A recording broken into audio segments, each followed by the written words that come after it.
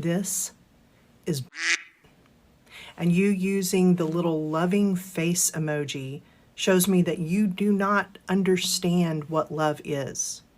Consensual adults in a loving relationship is not a sin.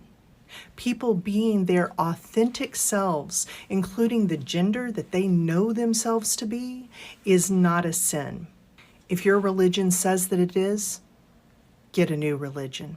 With that logic, if you don't like the rules in your parents' house, just get a new set of parents. What?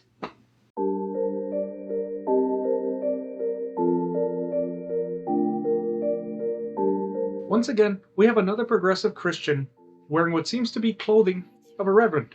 I've noticed that this is becoming a horrible trend where these individuals, they do this to establish and argue from a position of authority. Well, here's the problem with that. You're not a minister, and you're definitely not a servant of God. How do I know that? Well, where do I start? Now, the TikToker here states that people being their authentic selves who are involved in a consenting relationship cannot possibly be committing sin, right? Wrong. Pursuing your desires and finding a like-minded person that shares your desires doesn't mean that God's word becomes nullified simply because your fleshly inclinations have been met. Now, the woman in this video makes it clear that the sin is not the problem in her opinion, but Christianity and its standards, insinuating that acting as one's authentic self makes it impossible to be in sin. So to that I say, can the same be said of the millions of men and women sitting in prisons? Every one of those individuals is sitting there for being their authentic self, which landed them in there to begin with. So tell me again, if being your authentic self